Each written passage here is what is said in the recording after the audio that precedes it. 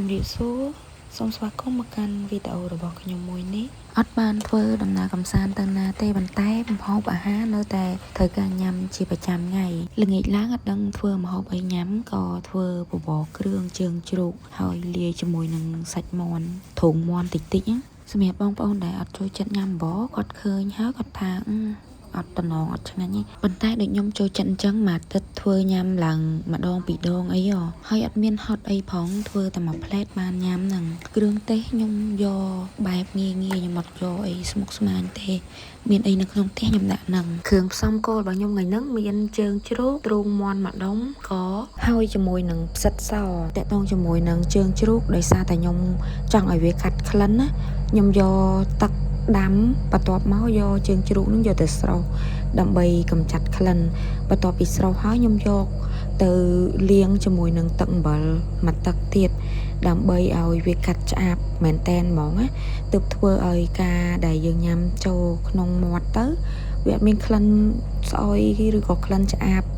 ចេញពីជើងនឹងមកទេហើយកលឹះសំខាន់មួយទៀតហ្នឹងគឺអង្ករដែលយើងយកមកដាំបបរហ្នឹងគឺយើងត្រូវយកលីងវាបន្តិចជាមុនសិនអាចឲ្យឆ្អិនត្រឹម 70% អីដើម្បីកុំឲ្យអង្ករហ្នឹងឆាប់រលួយកាលណាអង្កររលួយវាលែងឈប់វាលែងដូចពងប្រគួយអត់សូវឆ្ងាញ់ទេចង់ដឹងវិធីធ្វើរបស់ខ្ញុំចូលទៅតាមដានទាំងអស់គ្នាជំហានដំបូងហ្នឹងខ្ញុំចាក់ខ្លាញ់បន្តិចមកចាក់ប្រេងឆាឬក៏ប្រេងអូលីវអីហ្នឹងយកមកលីងខ្ទឹមលីងដើម្បីឲ្យខ្ទឹមលីងយើងរៀងឈ្ងុយខ្ទឹមដែលខ្ញុំបានលីងហ្នឹងរៀងច្រើនដើម្បីទុកដាក់ពេលដែលបបរឆ្អិនណាអញ្ចឹងខ្ញុំដួសវាឡើងមកលើសិនបន្ទាប់មកចាក់អង្ករដែលយើងបានលាងសម្អាតស្អាតហ្នឹងយកចូលទៅក្នុងខ្ទះដែលយើងលីងខ្ទឹមមិញហ្នឹងយើងកូរអង្ករយើងចុះឡើងរហូតតតែស្ងួតទឹកហើយជាមួយនឹងឃើញថារៀងឆ្អិនតិចមិនថាលីងខ្ទឹមមិនថាលីងអង្ករទេគឺយើងត្រូវបើកភ្លើងតិចបានហើយបើកភ្លើងហឹមដើម្បីកុំឲ្យវាខ្លោចផ្ទះរបស់យើងកុំឲ្យខ្លោចអង្ករឬក៏ខ្ទឹមរបស់យើងហ្នឹងកាលណាខ្លោចទៅល្វីងអត់ឆ្ងាញ់ទេហើយម្យ៉ាងទៀតប៉ះពាល់សុខភាពទៀត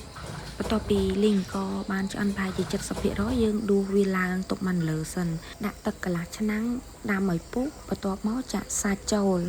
មកងាស់តតែជើងជ្រូករបស់យើងហ្នឹងទន់ផុយល្អហើយចំពោះទ្រូងមាន់គឺយើងទុកឲ្យវាឆ្អិន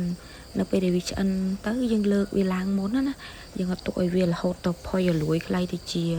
សាច់ផាត់សាច់មាន់ទេចាក់អង្ករដែលយើងបានលីងចូលទៅក្នុងឆ្នាំងដែលកំពុងតែពុះហ្នឹងដាក់គ្រឿងប្រៃផ្អែមតាមការចូលចិត្តចំពោះខ្ញុំដាក់អំបិលស្ករពាងស្ករត្នោតយើងហ្នឹងប៊ីចេងម្សៅស៊ុបជាមួយនឹងទឹកត្រីខ្ញុំប្រើប្រភេទទឹកត្រីដែលយើងស្ងោរខ្ញុំអត់ប្រើទឹកត្រីដបទេដោយសារតែទឹកត្រីដបវាមានជាតិរាងផ្អែមអញ្ចឹងខ្ញុំប្រើជាមួយនឹងទឹកត្រីរាងប្រៃដើម្បីកុំឲ្យវាអែមបែបភ្លាវអញ្ចឹងអត់ឆ្ងាញ់ទេយើងយកវែកមកកូរ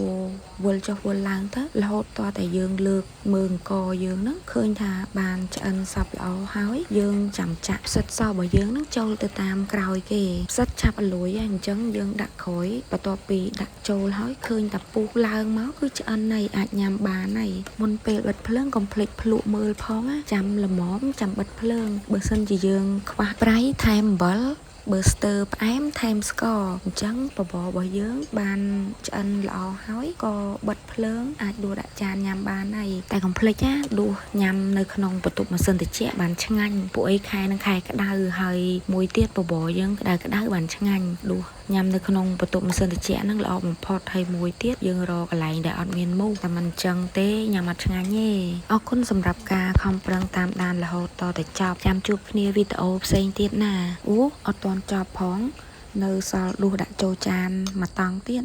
នេះដួសដាក់ចូលចានហើយរោយខ្ទឹមលីងរោយស្លឹកខ្ទឹមហើយនឹងជីរណាហ្នឹងដាក់ចូលចានហើយយកវែកមកកូរជូនបងប្អូនទស្សនាមើលថាតើមានរូបរាងបែបណាចាប់មែនតើជម្រាបលាម្ដងទៀត